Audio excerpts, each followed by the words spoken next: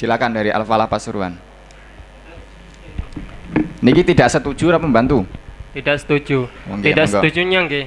Tadi itu kalau masalah imamah dan tadris itu kan jika yang menggantikan sama-sama satu orang laki-laki baik dia yang lebih afdol itu kan nanti runtutannya tetap sama, tidak ada sesuatu yang akan menjadikan si pengganti tadi melakukan sesuatu dosa. Kalau yang masalah menggantikan baju loh, itu kalau menggantikan sama-sama laki-laki iya benar. Tapi nanti kalau yang digantikan ibu, dia kalau menggantikan sebentar saya tanya, kalau ibu yang misalnya terkena stroke, Iya. kemudian yang menggantikan itu wanita boleh atau tidak? boleh. Boleh. Iya. Berarti kan tinggal kita tafsir saja kalau seperti itu. Iya, Kalau memang tapi terjadi mafsadah kan penak toh.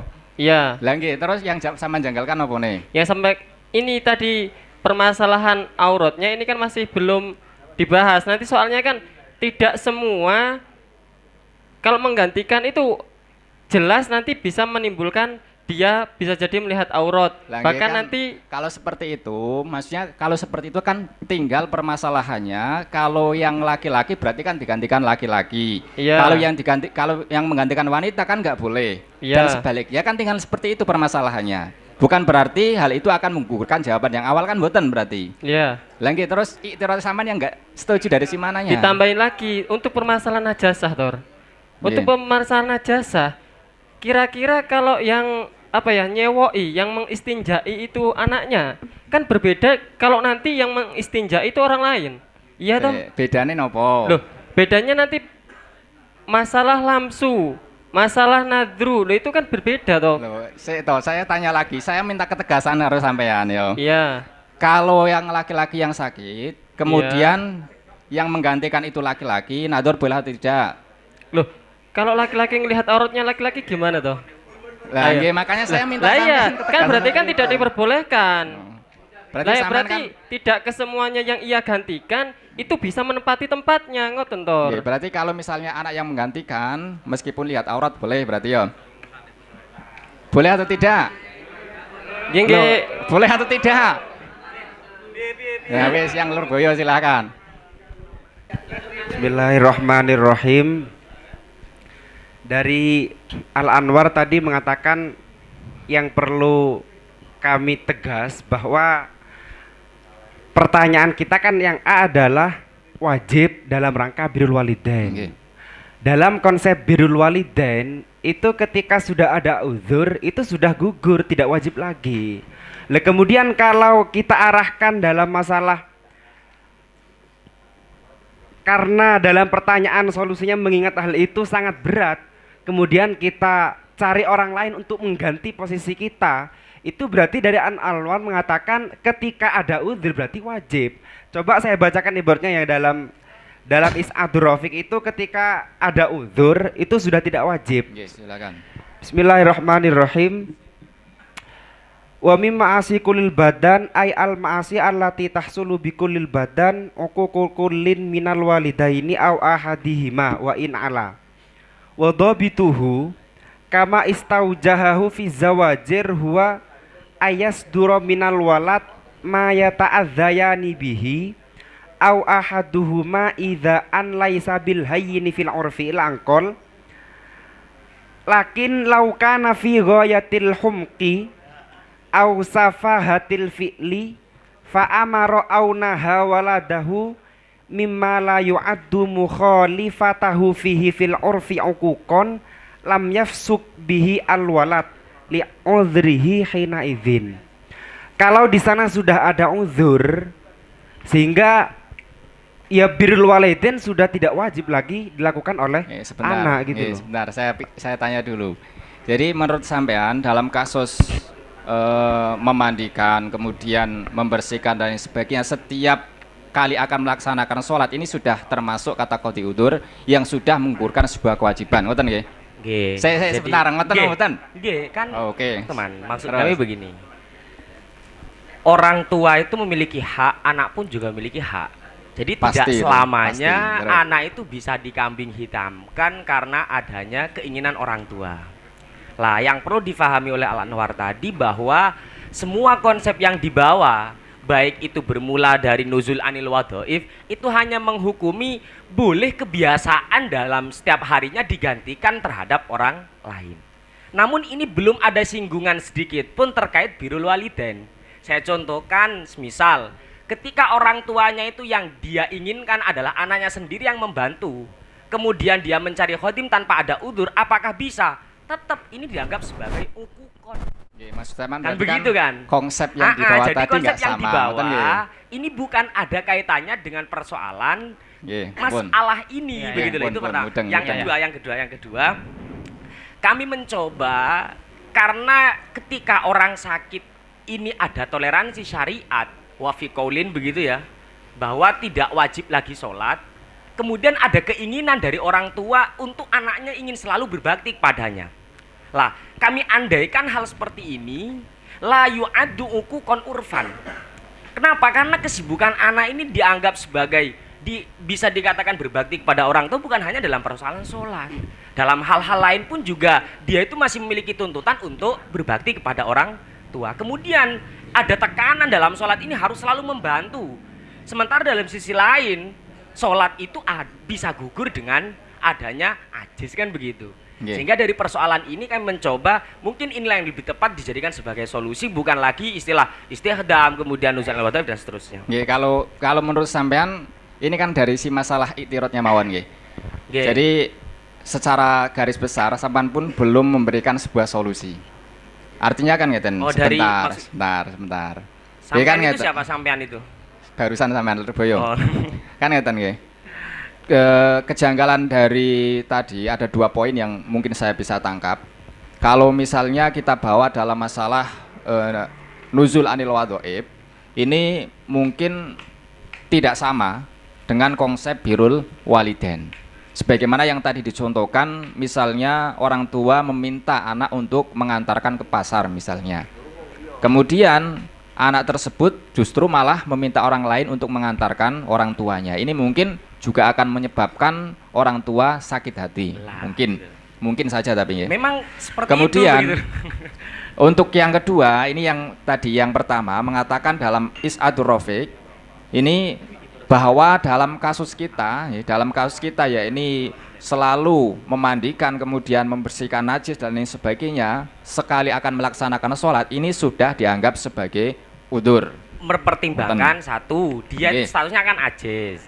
Kemudian ada kaul Ya, yang sampun. mengatakan, maksud kami begini Tor, Nggih. biar dari Al-Anwar nanti dalam menjawabnya jangan hanya menjawab nuzul anil wadhaif itu boleh, walau bius Nggih. jangan itu.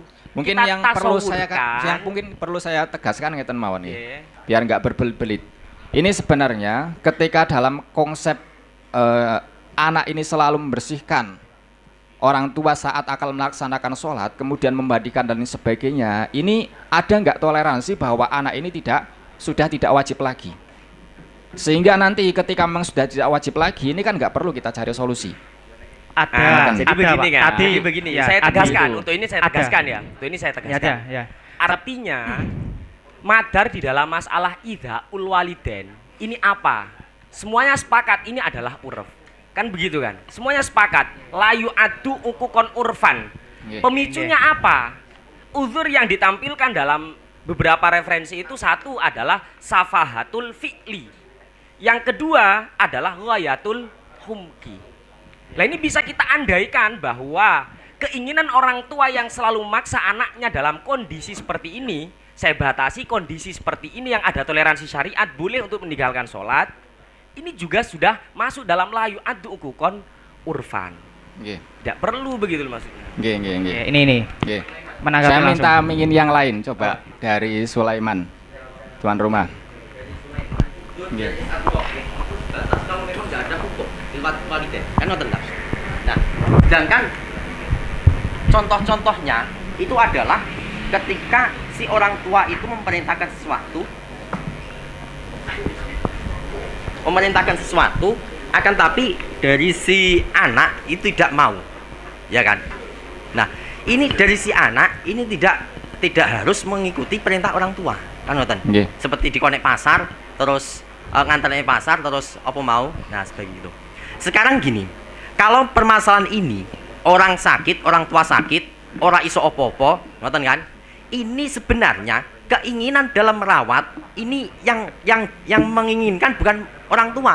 Bukan kok orang tua ini ingin untuk dirawat, enggak. Karena apa? Karena si walat ini ada kewajiban untuk merawat, bukan.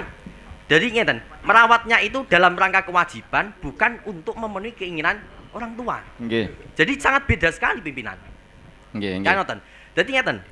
Ketika ada orang tua nggih, ada orang tua terus sakit wis apa ngopeni wis gak kuat. Apakah kewajiban si walat ini sudah bebas? Kan enggak. Lagi coba yang tadi Nah, kan makanya dari itu kalau si walat itu tidak mampu, maka harus meminta pertolongan orang lain. itu atau solusi nuzul sampean wadhaib. ngoten nggih.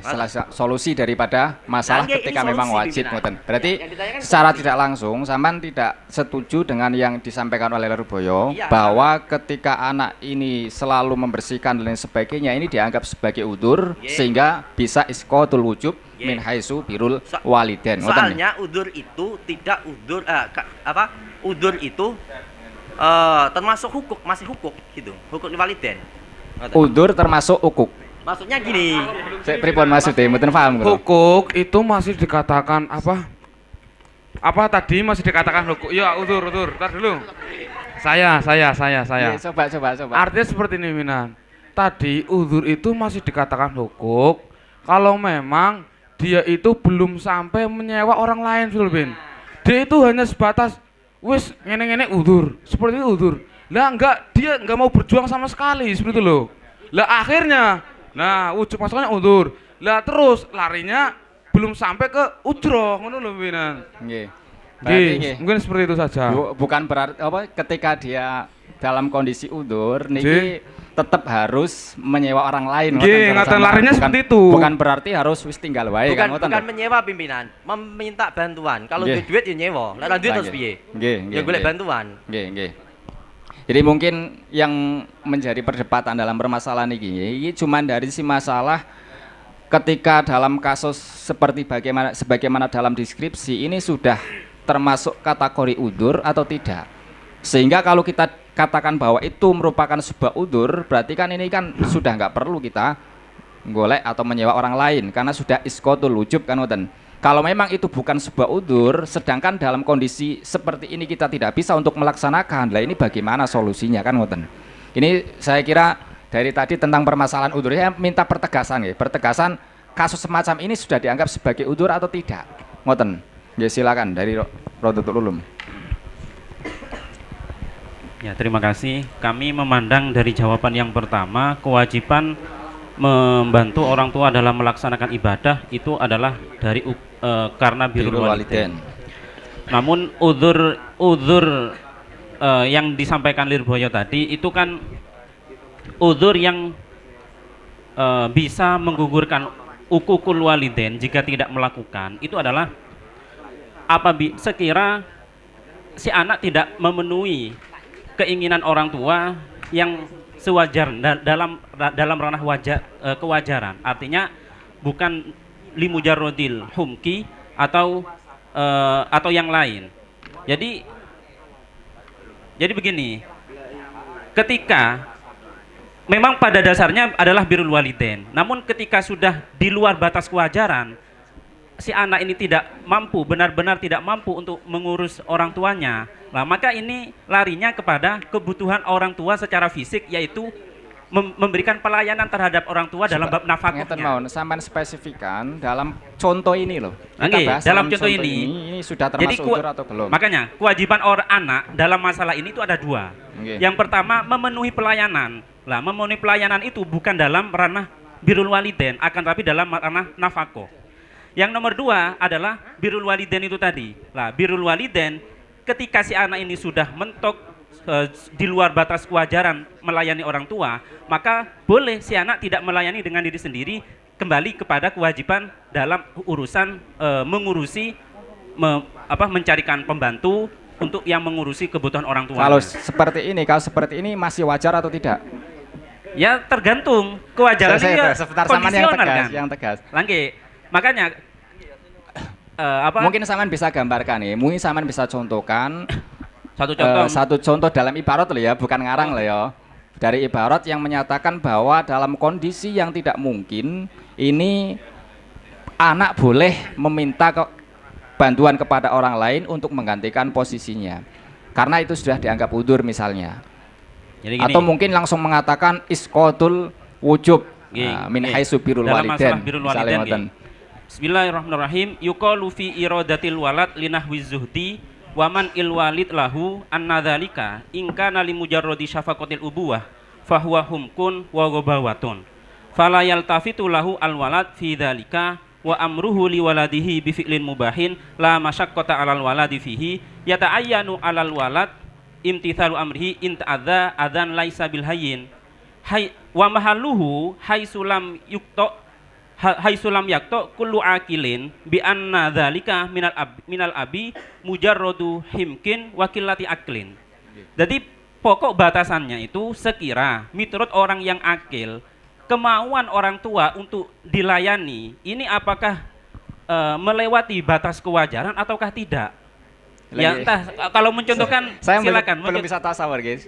Kewajaran itu seperti apa Nih. ngoten lho. Misalnya anaknya sibuk sekali, super sibuk, ya perlu mencari nafkah kan perlu wajib juga mencari nafkah. Kok orang tua meminta anaknya untuk selalu berada di sampingnya? Makanya yang saya minta adalah satu contoh ketika anak ini super sibuk misalnya, ya, ngurusi urusan pribadi pun tidak bisa misalnya. Ya, ini mestinya ada nggak contoh semacam itu sehingga bisa kita aplikasikan dalam kasus kita.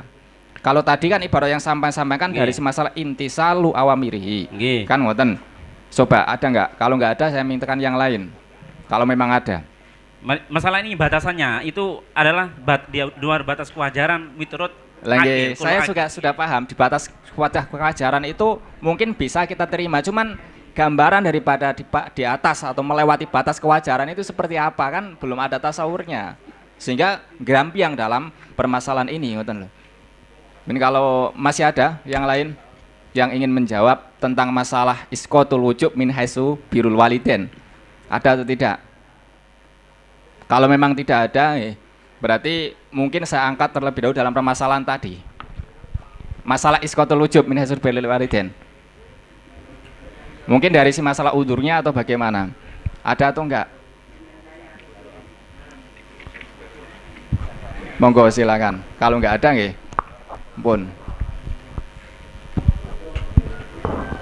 Sebagaimana yang telah dikatakan oleh saudara dari Lirboyo itu, bahwasanya ketika anak ini sudah tidak mampu dengan sendirinya, maka di sini kewajiban untuk birrul walidain ini iskot, tidak usah untuk sampai menyewa, kan begitu. Padahal dalam kitab Inaratut Tuja bahwasanya walau bi ijrati mithlin fadulan amma yu'tabaru, ini adalah merupakan wayah dari wajibnya menolong orang yang sakit yang sudah ajiz. Termasuk dalam konteks ini adalah anak menolong orang tuanya yang sakit. Di sini menjadi wayah. Maka dengan demikian ketika anak ini masih bisa untuk menyewa orang lain untuk membantu kedua orang tuanya karena dirinya memiliki kesibukan yang beraneka ragam, maka tetap ini tidak iskot. Bisa dikatakan iskot ketika memang anaknya itu tidak memiliki apa-apa, fakir, miskin, bahkan tidak memiliki apa yang mau dimakan. Baru ini iskot karena tidak bisa. Dalam ranah ini kalau masih bisa untuk menyewa orang lain, maka wajib, bukan iskot. Jadi perlu diperbaiki apa yang telah dikatakan oleh Lirboyo tadi begitu. Terima kasih. Artinya kan sampean kan tidak setuju tidak setuju kalau dalam permasalahan ketika anak ini masih mungkin untuk menyewa misalnya, meskipun dari diri sendiri dia tidak mampu misalnya, tapi masih mungkin untuk menyewa orang lain untuk khidmah kepada orang tua, maka ini tetap hukumnya wajib bukan tidak berarti iskotul wujub. Mboten nggih. Gini terima kasih. Terakhir nih dari Nurul Khalil, silakan. Begini. Bismillahirrahmanirrahim. Ini kan kita kan hanya terfokuskan pada permasalahan khidmahnya saja. Sedangkan satu sisi orang tua juga butuh nafkah. Kalau kita hanya dituntut berkhidmah, sedangkan kita dari sudut pandang lain punya kewajiban nafkah, ini kan akan terbengkalai, ada ta'arud nanti. Sehingga sebagaimana saya setuju sebagaimana yang teman-teman tadi, ini kita menyewa bukan dalam arti untuk menggugurkan hikmah, tetapi untuk menggantikan kewajiban kita dari sisi yang lain. Memenuhi kewajiban sebagai anak, ngoten-ngoten. Nggih. Bun. Mungkin perlu saya simpulkan bahwa dari sisi masalah solusi ini, jika memang wajib, meskipun tadi belum ada yang menyinggung terkait masalah apakah memang benar-benar ada yang sampai iskotul wujub ya. Cuman dari sisi secara global ini, dalam kondisi apapun, ketika anak ini masih mampu, misalnya masih mampu dengan dirinya sendiri, maka harus dengan dia sendiri kan, misalnya ngoten, atau mungkin bisa kepada pindah menggantikan pada orang lain. Cuman ala kulli hal bahwa dalam kasus kita ini, selama anak ini masih mampu, maka tetap harus berkewajiban untuk birrul walidain kepada orang tua, walaupun dengan cara menyewa misalnya kan ngoten. Mungkin itu yang dapat kami tangkap dari teman-teman. Untuk B ini mungkin saya jawabannya seperti tadi, jika wajib, adakah solusinya mengingat hal itu sangat berat untuk dilakukan oleh sebagian kalangan. Ini jawabannya adalah tetap wajib dengan cara menyewa orang lain, karena konsepnya adalah konsep birrul walidain ya, bukan masalah amar ma'rufnya kan, bukan itu. Untuk selanjutnya waktu mungkin saya persilakan untuk Bapak Barumus.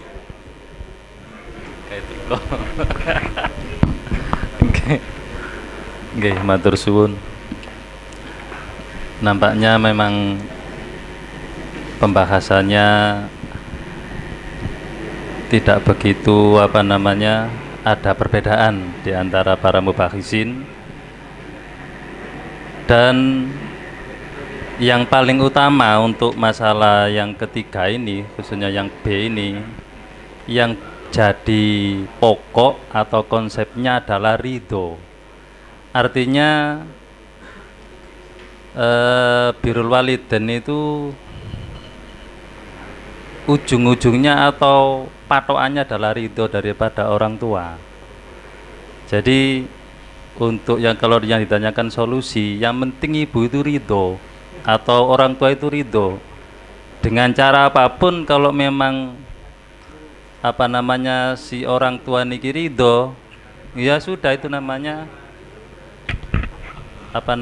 itu solusi. Misalkan si anak mempunyai pekerjaan yang tidak bisa ditinggalkan untuk menafkahi orang tua, untuk menafkahi anak istri misalkan.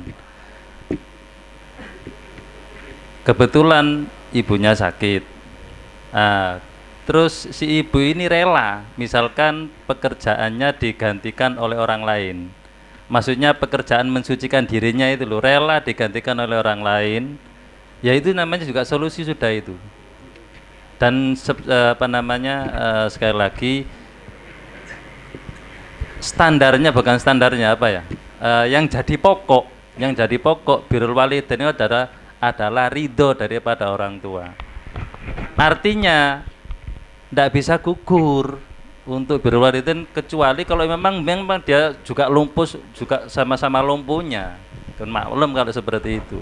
Dan jadi kalau si orang tua niki ridho untuk digantikan orang lain untuk mensucikan najisnya si ibu atau bapak ini, ya itu sudah, artinya sudah merupakan solusi. Wong ibu ridho kok bapak ridho,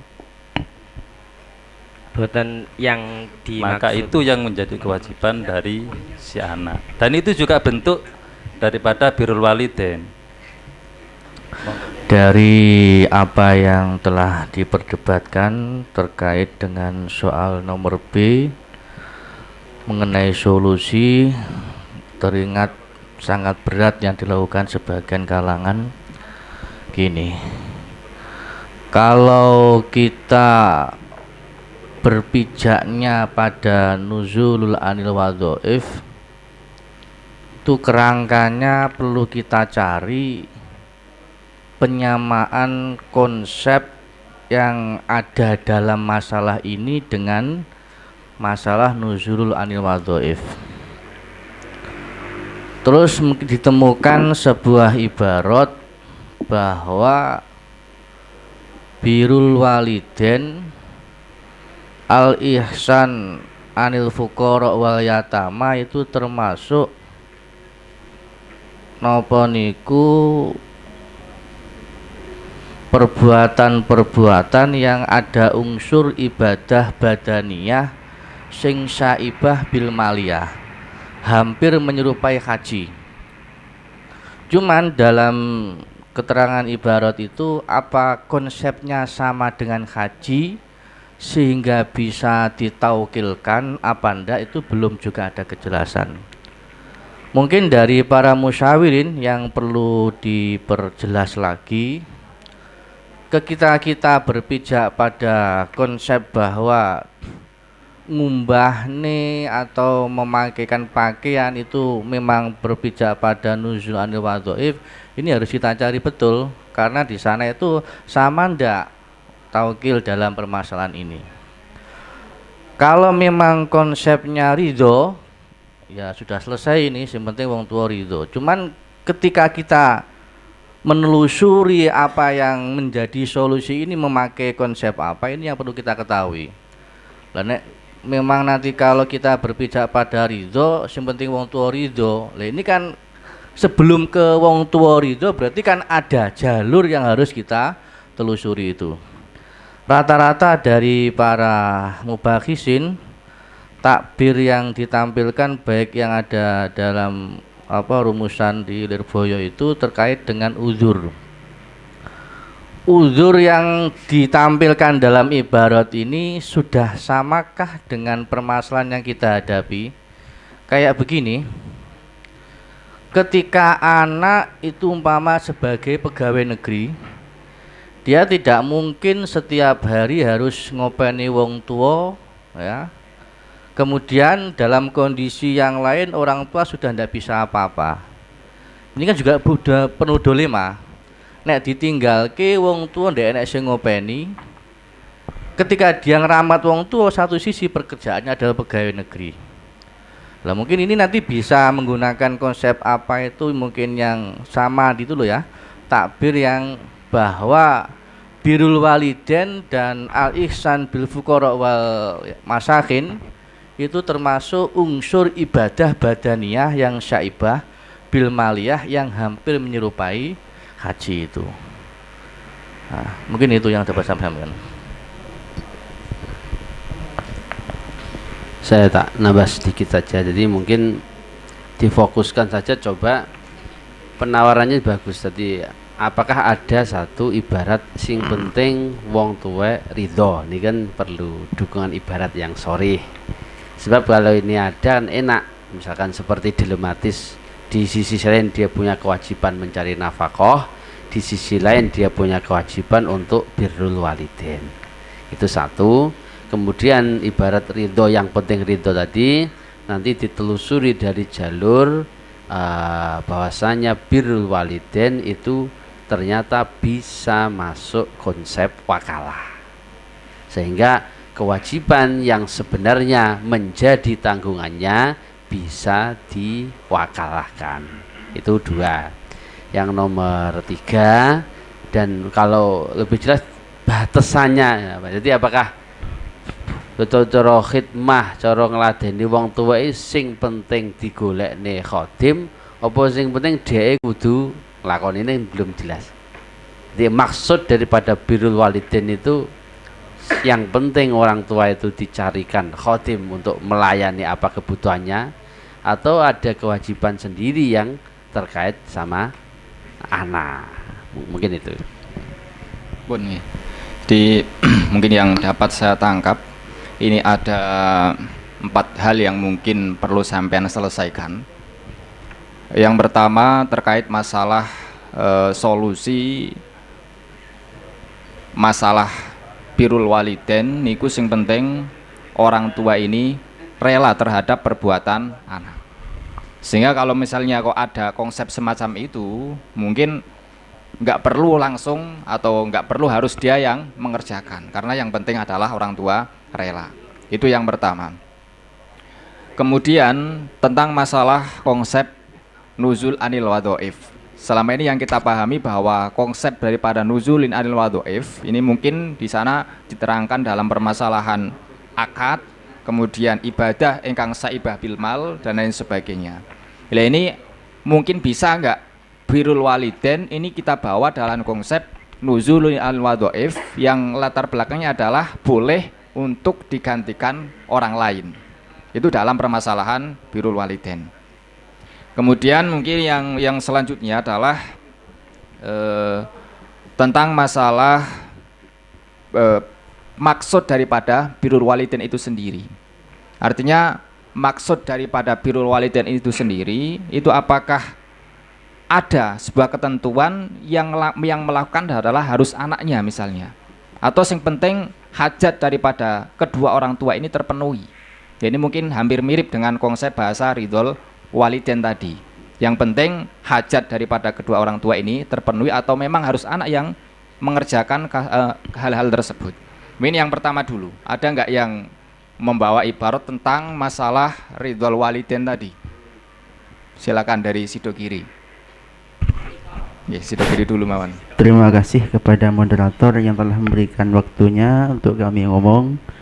Sesuai dengan apa yang diminta, bahwasanya ketika orang tua ridho atas apa yang telah dilakukan oleh anaknya, ini apakah memang ada ibaratnya?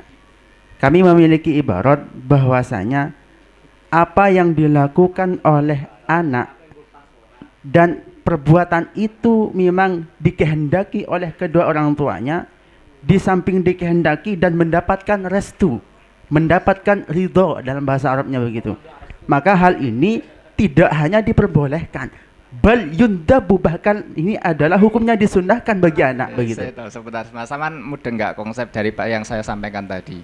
Iya. Bah, maksudnya ngeten, maksud kula ngeten. Yang disampaikan oleh Bapak Perumus ini kan menyikapi solusi ketika kita ini dalam kondisi yang mungkin susah untuk meninggalkan pekerjaan kita sendiri. Lah ketika seperti itu kasusnya, ini untuk ngeladeni atau melayani orang tua, ini sing penting orang tua rela atau tidak. Artinya misalnya atau digantikan oleh orang lain misalnya. Kok wong tua rela, berarti kita sudah nggak usah untuk mengerjakan kan ngoten.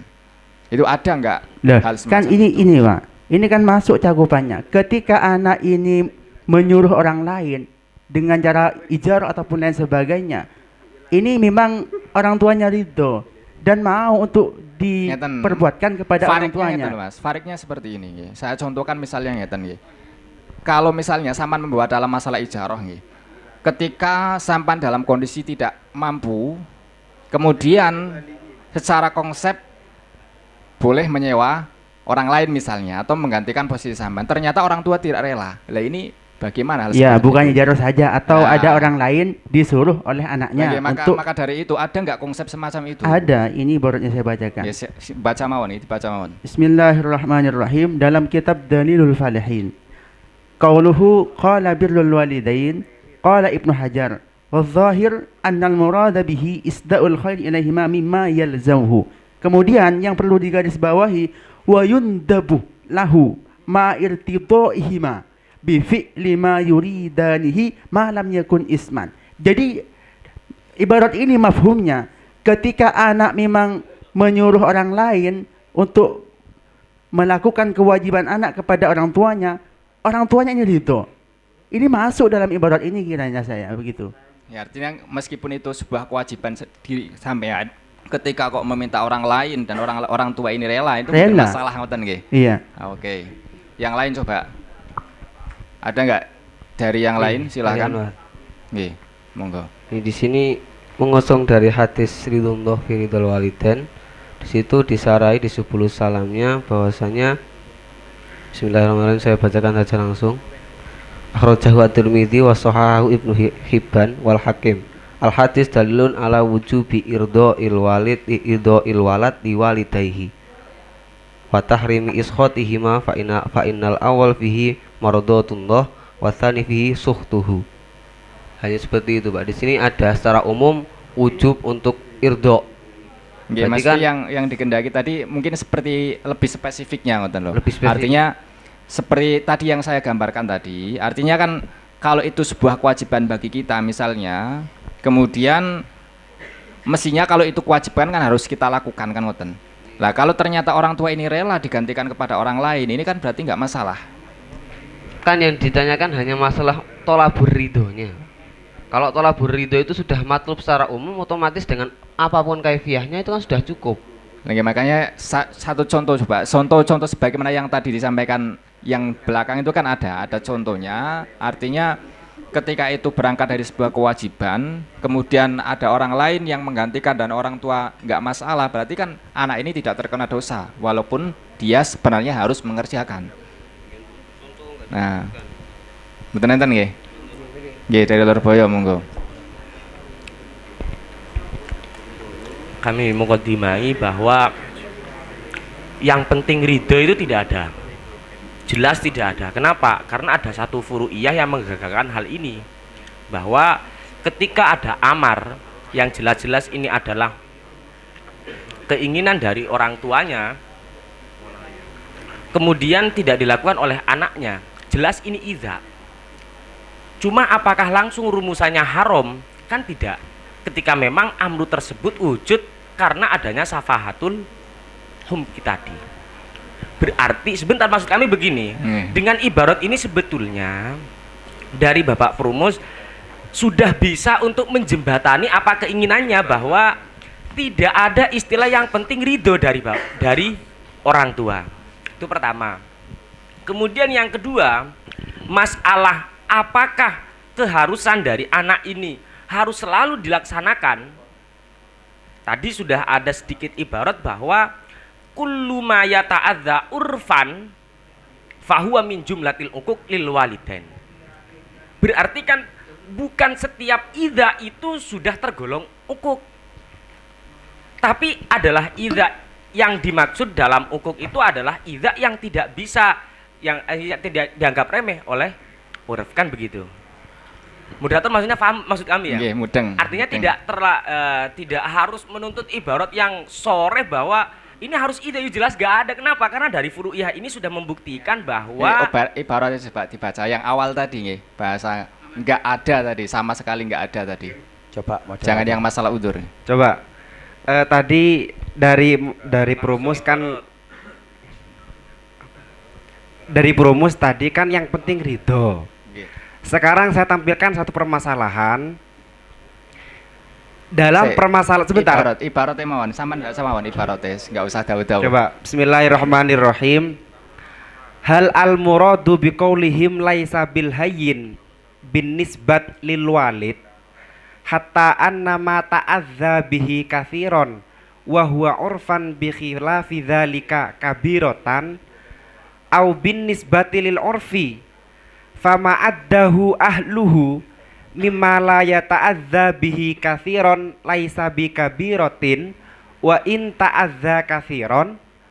Jawabannya kullun muhtamilun walam yubayyinuhu.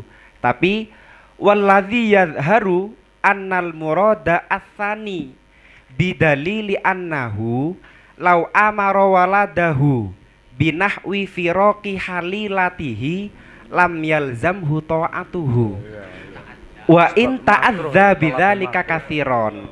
Jadi tolak ukurnya itu bukan ridho, urufnya, tapi uruf. Walaupun sehingga ketika uruf mengatakan hal ini bukan mimma la yu'addu uquqan urfan, itu tidak dosa walaupun dia sakit hati. Ini loh. Jadi kan bahasa ridho tadi sudah bisa digugurkan dalam satu permasalahan yang kasusnya adalah orang tua sangat sakit hati. Tapi karena permasalahan ini la yu'addu uquqan urfan, akhirnya tidak dosa. Akhirnya ridullah fi ridul walidain itu bukan kita harus wajib membahagiakan orang tua dan merelakan beliau, tidak. Karena uruf seperti itu. Ya, berarti justru yang menjadi tolak ukurnya itu adalah urufnya. Tambahan sedikit Pak ya. Itu dobitul ukur. Cukup. Coba moderator. Jadi nampaknya sudah cukup ya, sudah ada ibarat tadi dari seperti yang diminta oleh Bapak Perumus.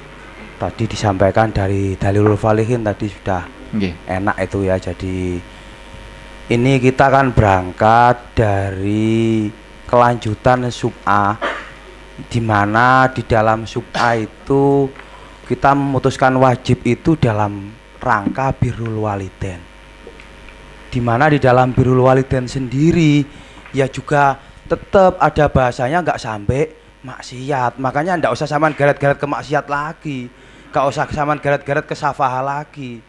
Ini sudah nggak nyambung kalau saman geret ke safaha, sudah gak nyambung.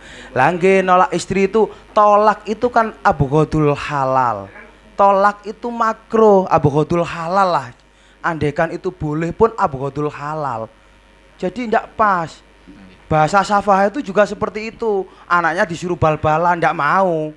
Nah itu ya itu wong itu penggawaannya orang apa itu, memang bal-balan itu ya, maka nggak mau. Dan orang tuanya ndak ridho, bukan salah anaknya, salah orang tuanya gitu loh. Maka di dalam permasalahan ini, karena berangkatnya dari birrul walidain, birrul walidain itu konsepnya itu kan memang untuk mencari ridho orang tua toh. Makanya karena untuk mencari ridho orang tua, bagaimana kita mendapat ridho orang tua itu? Yang penting berarti seperti itu. Yang penting bagaimana mendapat ridho orang tua. Ya ini tetap ma'adal ma'asi, ya tetap seperti itu. Tetap yang secara uruf ini tidak dianggap safah dan lain sebagainya, tetap. Wong namanya birrul walidain itu juga seperti itu. Itu loh, maksudnya seperti itu. Jadi menurut saya, dan tadi sudah ngobrol-ngobrol dengan Bapak Promus, ini mengingat bahwa ini dalam konsep birrul walidain, konsep awalnya itu kan wajib melayani, wajib khidmah, wajib mensucikan dan lain sebagainya tadi itu kan dalam konsep birrul walidain. Kalau kata Pak Musa tadi, yo dalam konsep akhlak.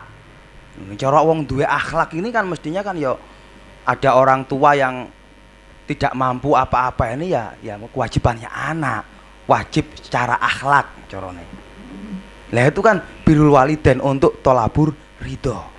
Lah maka kalau untuk tolabur ridho, ketika ini agak berat. Nah ini tadi kalau pertanyaannya yang di atas, hatinya itu merasa berat. Nah kalau merasa berat ya bagaimana supaya orang tua itu ridho? Lah orang tua ridho itu tidak mesti dengan orang lain, tidak mesti dengan dirinya sendiri. Kadang orang tua itu lebih nyaman dengan orang lain. Kadang orang tua itu lebih nyaman dengan anaknya, yang banyak lebih nyaman dengan anaknya. Di antara anaknya sendiri itu pun kadang-kadang dipilih. Tidak semua, kalau anaknya banyak itu tidak semuanya. Kadang milih yang ini. Lah maka bagaimana mengupayakan supaya mendapatkan ridho dari orang tua? Lah kalau orang tuanya dimintai ridho, oh kula niki saya ini punya pekerjaan yang tidak bisa ditinggal.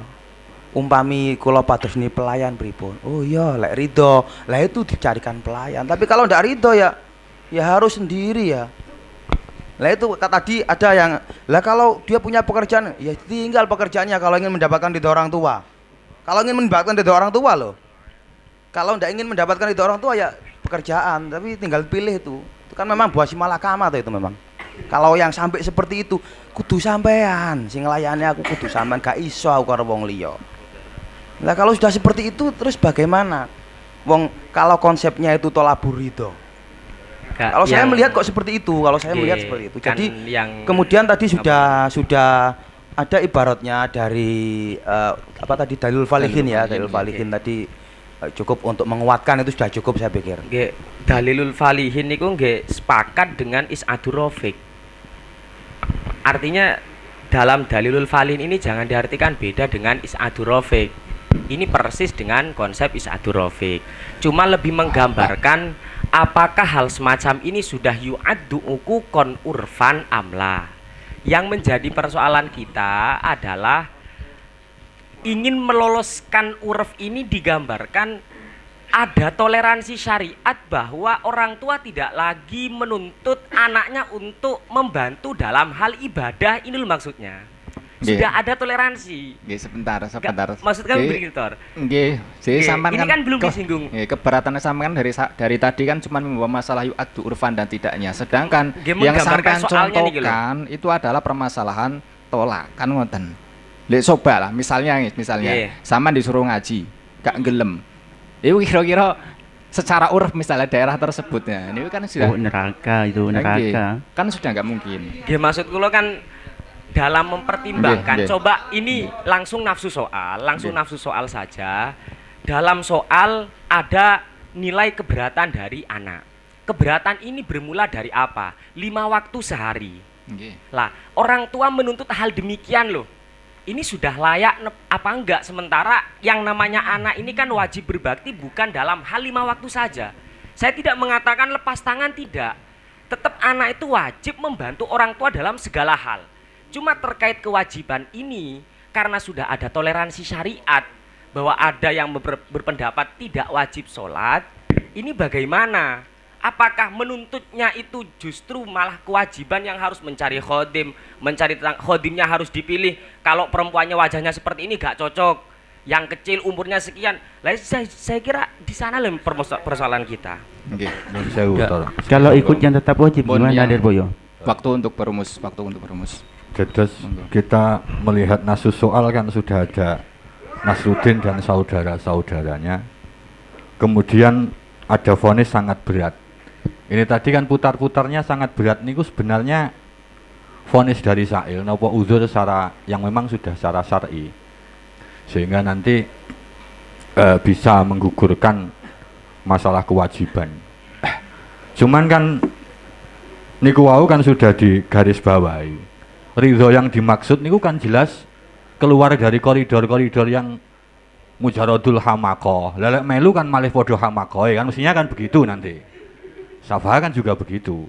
Jadi saya pikir tidak perlu dipermasalahkan kalau masalah ridho itu tadi. Tur pertanyaannya kan masalah solusi. Solusi itu kalau kita bahasakan sebenarnya kan piye ampre slamete anak, tidak melakukan ukukul walidain dan juga tidak melakukan izak pada walidain. Lah ada salah satu penawaran yang tadi sempat disinggung oleh Lirboyo, kan ada salah satunya pendapat yang mendawuhkan bahwa tidak wajib sholat bagi marid. Itu kalau memang merasa keberatan, itu kan bisa menjadikan salah satu solusi. Kalau melihat nasus soal Nasruddin dan saudara-saudaranya, ini kalau anak tunggal ya mungkin ada, sangat berat itu mungkin ada. Tapi kalau saudara-saudaranya itu banyak kan bisa diatur bergiliran atau semisalnya. Dan juga tadi didawuhkan oleh salah satu perumus, tahsilul khidmah, ini apa harus binafsih? Kan tidak tertutup kemungkinan tahsilul khidmah itu dilakukan oleh orang lain dengan ujroh. Kula kinten saking kula mengatakan.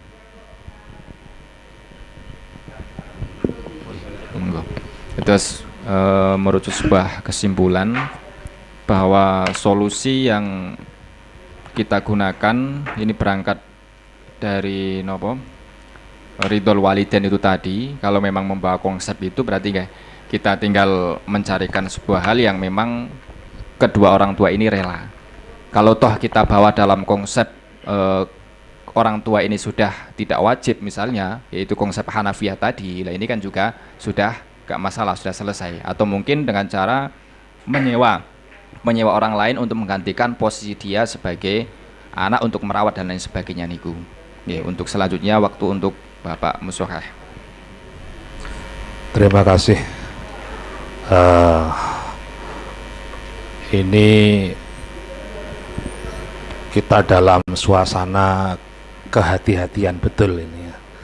Karena semuanya punya orang tua dan mungkin siapapun ya akan menghadapi hal yang kira-kira mengarah ke sana, atau mungkin kita sendiri nanti ketika tua. Ya, kalau ini salah kita dalam mengambil keputusan juga akan memberatkan kita sendiri nanti begitu. Ya. Ya. Sebenarnya kalau angen-angen saya ya, ketika uzur atau tidak mampu itu ya tidak masalah gitu ya, nggak masalah. Yang penting semua itu dilakukan dengan hati yang tulus, tidak menganggap bahwa seperti orang apa ya, kita punya piaraan Yang penting ya bisa makan, yang penting bisa, jangan begitu. Tapi ada hal yang sangat sirri di sini karena kita anak pada orang tuanya. Itu satu. Kemudian ini memang saya juga belum belum yakin atau belum tahqiq ya. Ada memang sedikit barangkali bisa menjadi pertimbangan untuk ditambahkan pada takbir di atas ya. Wa qala Ibnu Abi Jamrah takunu silaturahim ini bukan birrul walidain, silaturahim umum ya, bil mal wa bil aun al hajah wa taf'id darar wa talaqatul wajhi wa du'a, terus wal makna al jami' isalu ma amkana minal khair wa daf'u ma amkana minasyar bihasabit tokoh. Nah, ini ya hampir sama saja, cuma ini mungkin juga ada faedahnya untuk ditambahkan. Jadi sekali lagi menurut saya ya, saya ini itu ya sepanjang ada udzur atau tidak mampu gitu, maka yang penting niatan untuk berluar itu tetap harus ada kepada orang tua kita, seperti itu.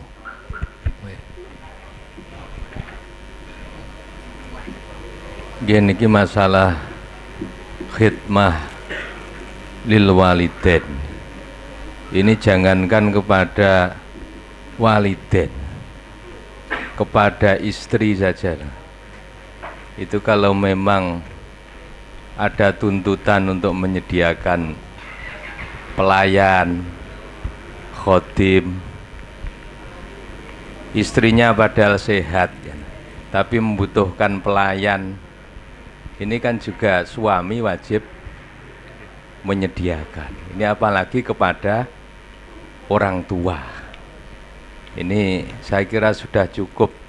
Jadi khidmah lil walidain itu bisa binafsih, bisa bil ghair, bisa bil mal, dan seterusnya bihasabit tokoh. Kalau memang benar-benar udzur, anaknya ini nggak bisa ngladeni, duit ya ora duwe, khodim ya ora duwe misalnya. Lah ini mau bagaimana lagi? Maksud hati memeluk gunung, tapi apa daya tangan tak sampai, gitu kan? Ini saya kira sudah cukup ya. Tinggal difatihai oleh Romo Kiai Athaillah. Ini pun kalau kita cekap sing disampaikan kali Mbah Qayyum. Al-Fatihah.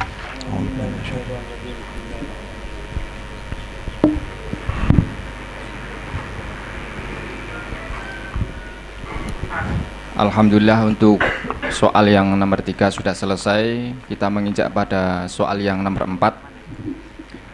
Melepas tanggung jawab barang yang tidak sesuai spesifikasi. Sail dari PP HMC Lirboyo. Hadir. Deskripsi masalah. Dengan semakin banyak perputaran komoditas dari satu tangan ke tangan yang lain, kejujuran atas kualitas barang kadangkala masih mengalami kesamaran. Seorang penjual tentu tidak hanya akan menjual barang yang murni dihasilkan dari kerja keras tangannya sendiri, melainkan justru lebih banyak dengan cara membeli pada produsen-produsen lain karena berbagai alasan seperti keterbatasan barang yang dimiliki. Sementara kebutuhan konsumen kian beragam. Namun di samping itu, banyak para produsen yang kurang terbuka dalam menulis spesifikasi barang dagangannya. Kalaupun mereka telah menulis spesifikasi barangnya, pihak penjual tidak mungkin selalu dipaksa menjelaskan pada konsumen dalam setiap transaksi yang terjadi. Terlebih penjual tersebut sejak awal memang tidak dapat mengetahui manakah spesifikasi yang ditulis jujur ataupun palsu oleh pihak produsen, sesuai atau tidak dengan barang yang diterimanya. Oleh karena itu, mereka para penjual berinisiatif untuk menulis pengumuman dan lalu memajangnya di toko-toko mereka. Berikut contoh pengumuman yang pasang atau yang terpasang. Pengumuman isinya nih, kami tidak dapat menjamin kebenaran kualitas barang secara nyata sebagaimana yang ditulis secara detail oleh pihak produsen pada kemasan, mengingat tidak ada jaminan bahwa mereka telah menulisnya dengan jujur. Kami hanya murni membeli dan menjualnya kembali. Bila Anda telah membeli pada kami, maka artinya Anda telah menerima barang itu sesuai kualitas apa adanya. Pertanyaan: apakah dengan menampilkan pengumuman sudah menggugurkan keharaman penipuan? Yang B, siapa yang berdosa apabila spesifikasi barang tidak sesuai dengan realitanya? Ini sebelum masuk dalam pertanyaan, saya persilahkan para musyawirin untuk iskal atau memang ada iskalan. Ini iskal. Mungkin saya ambil dulu Pondok Pesantren Ulum Pamekasan nih, Miftahul Ulum Pamekasan yang belum. Al-Hamidi. Nah, Pondok Mambaul Ulum Pamekasan kok kalih. Satu mawon, Mambaul Ulum Pamekasan ini mawon kalih. Sulaiman nggih. Monggo. Miftahul Ulum Pamekasan dulu. Terima kasih untuk moderator atas waktunya. Yang belum jelas pada kami, coba pada Sail itu berikan contoh spesifikasi yang telah ditulis oleh konsumen, contoh atau produsen. Soalnya seperti ini, Tor. Ada spesifikasi itu tentang barangnya, contoh beras tepung 2 kilo misalkan. Telur 2, itu juga spesifikasi. Ataupun kehitungan barang, contoh kalau aqua isi aqua 40 misalkan. Ternyata misalkan 20 atau 25 misalkan di dalamnya. Apakah itu yang dimaksud oleh Said itu? Komposisi. Iya. Selanjutnya dari Al-Hamidi. Silakan. Panitia, mohon mic-nya diberikan pada Al-Hamidi. Ya. Gini Tor, yang kami tanyakan tentang di dalam pertanyaan ini apakah dengan menampilkan pengumuman sudah menggugurkan keharaman penipuan. Nah, ini kami yang tanyakan bentuk penipuan di dalam permasalahan kita ini di mana, Tor? Oke. Jadi dalam deskripsi itu tidak ada unsur penipuan itu. Bentuk penipuannya itu dari mana ya? Itu. Ini mungkin cukup dari kami ya. Bon, yang terakhir dari Sulaiman ya. Bismillahirrahmanirrahim. Terima kasih atas waktunya. Jadi yang saya tanyakan intinya dalam deskripsi ini kan seperti ini. Produsen memberikan spesifikasi kurang lengkap, terus dilengkapi dengan pengumuman, kan seperti itu kan? Nah, yang saya tanyakan, pengumuman ini muncul setelah pembelian dari konsumen atau konsumen itu memunculkan pengumuman dulu setelah konsumen produsen santai coba diulangi santai. Ngeten. Ampun bulat nih, jangan bulat. Intinya seperti ini, Bin. Pengumuman ini muncul setelah konsumen membeli ya atau sebelum konsumen membeli. Dalam artian seperti ini. Sampun. Ngoten dereng ngeten mohon pimpinan. Artinya kan seperti ini. Seperti halnya sales itu loh, Bin. Dia itu kan memberikan suatu pengumuman dulu sebelum adanya akad. Sekarang dalam permasalahan ini yang sebelum kami atau setelah kan seperti itu saja yang permasalahan dalam hal ini gini. Adanya pengumuman di situ itu sebelum dia itu akad atau mungkin setelah akad. Artinya apa? Dipajangnya itu loh. Iya, dipajangnya. Paham, Nah, paham enggak? Paham Alhamdulillah. banget. Nggih. Dari awal sudah paham saya. Nggih, alhamdulillah. Langsung saja saya kembalikan kepada Sailnya enten nggih. Ini untuk yang pertama dari Miftahul Ulum Pamekasan ini menanyakan contoh dari spesifikasi yang ada dalam permasalahan kita. Mungkin dari komposisinya atau bagaimana. Satu contoh aja mungkin. Kemudian dari Al-Hamidi ini justru menjanggalkan deskripsi terkait dengan asilahnya. Jadi dalam sub A itu secara jelas ditanyakan apakah dengan menampilkan pengumuman sudah menggugurkan keharaman penipuan ya, garis bawah penipuan ya, garis besar ya, penipuan. Ini apa contoh atau bahasanya bentuk penipuan yang ada dalam deskripsi itu mana? Mungkin bisa digambarkan nih nanti.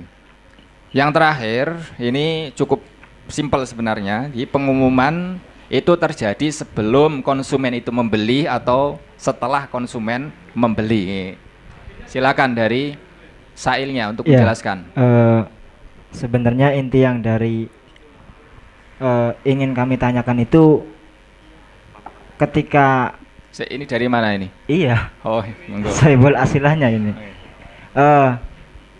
Ketika kita menjual sesuatu dan itu misalkan bentuknya tidak sesuai dengan akad, ini kan nggak bisa dilegalkan oleh syariat kan.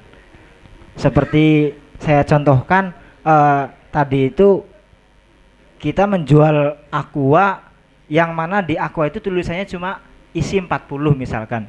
Setelah dibeli kok nggak ada. Ini hanya sekedar satu contoh saja.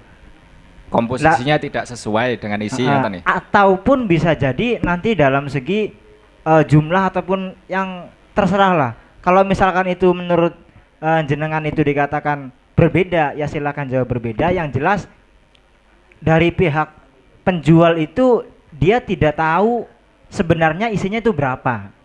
Ini kan kalau dijual kemudian kok pembeli itu merasa kok ini nggak sesuai, ini kan kayak ada unsur kebohongan gitu loh. Lah dari situ unsur kebohongannya. Dari sisi contoh dari bentuk penipuannya itu setelah terjadi transaksi, ngoten nggih. Nah iya seperti itu. Iya. Tidak sesuai lah, ini bagaimana? Ngoten berarti. Lah terus untuk pengumumannya ya seperti halnya misalkan sampean masuk ke toko kemudian di depannya itu sudah ada tulisan seperti itu. Yang jelas sebelum terjadi transaksi, ngoten nggih. Ya, enaknya seperti itu. Oke. Kalau misalkan kok berbeda, ya terserah sampean jawab lagi. Nggih.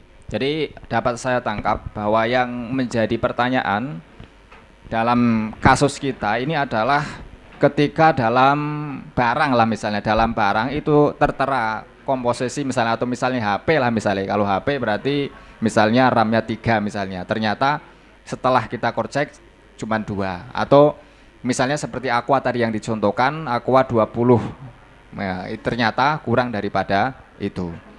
Kemudian bentuk dari sebuah penipuannya ini ternyata kalau dari Sohibul Asilahnya itu terjadi setelah terjadi transaksi. Itu ada bentuk sebuah penipuannya itu setelah adanya transaksi. Setelah dibeli ternyata dari pihak konsumen ini kok gak sesuai dengan spesifikasi yang ada dalam kemasan tersebut. Nah, ini seakan-akan terjadi sebuah bentuk penipuan. Ini sudah jelas nggih? Nggih, saya mintakan dulu. Silakan dari Al Anwar. Dari Sido Kiri, monggo. Al Anwar dari Sido Kiri. Dari pihak penjual. Dari pihak penjual itu apakah jika barang tersebut itu terdapat aib, apakah mengetahui atau tidak? Terus yang kedua, masalah yang kami tanyakan isi pengumumannya itu ya. Isi pengumuman masalah ini ya. Bila Anda telah membeli kepada kami, maka artinya Anda telah menerima barang itu sesuai kualitas apa adanya. Ini nanti konsekuensinya seperti apa? Jadi misalkan ada aib itu apakah boleh dikembalikan atau tidak? Yang terakhir dari Sido Kiri. Bismillahirrahmanirrahim. Terima kasih atas waktunya. Ini terkait dengan apa yang telah ditanyakan tadi mengenai penipuan. Jawaban Sail ini begini. Ketika barang ini dibuka, ternyata kan tidak sesuai dengan fakta. Seolah-olah ini ada penipuan. Nah, hal ini bisa dikatakan ada unsur penipuan. Ini ketika memang baik ini tahu bahwasanya mabek itu ada aibnya. Kalau tidak tahu, bukan waral di situ. Berarti nggak ada. Kalau menurut sampan asilahnya nggak tepat, ngoten. Iya begitu. Nah kemudian yang kedua yang kami tanyakan, lah kok bisa Mbak Mustari di sini meragukan atas baik yang awal, begitu, meragukan atas keaslian barang. Ini apakah memang sebelumnya pernah membeli dan memang tidak sesuai dengan fakta, sehingga dia meragukan. Karena ada unsur meragukan, akhirnya kepada pihak konsumen yang lain dia memberikan pengumuman bahwasanya ketika Anda membeli barang saya, berarti kamu telah mau dengan apa yang telah saya jual kepada kamu. Ini berarti dari pihak penjual nggih. Nggih. Bukan dari produsen dan bukan dari konsumennya. Nggih. Artinya kok bisa tahu ini terjadi mungkin tidak sesuai dengan spesifikasi ngoten. Nggih, kok bisa meragukan gitu. Ya mungkin ya saya berikan dari Sailnya ini ada pertanyaan susulan.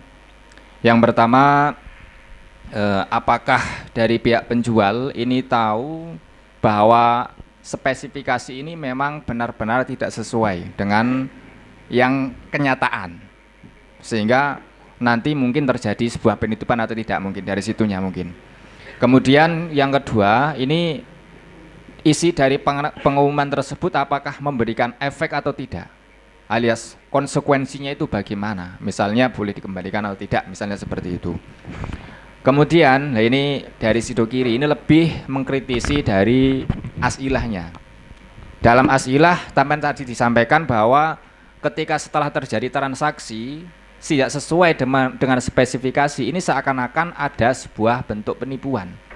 Nah ini kalau dari Sido Kiri ini nggak setuju kalau itu dianggap sebagai penipuan, karena memang dari awal tidak ada unsur kesengajaan. Yang terakhir, ini kok bisa penjual ini ragu kalau barang yang dia beli dari produsen ini tidak sesuai, mungkin sesuai dan mungkin tidak sesuai dengan spesifikasi, sehingga dia memunculkan sebuah pengumuman sedemikian rupa. Silakan. Kalau dari saya tadi itu kan sudah menjelaskan inti dari pertanyaan itu, tidak membahas ini bentuk pengumumannya itu apakah nanti akan dikembalikan atau tidak. Kami tidak membahas itunya, belum sampai membahas ke situ maksudnya loh.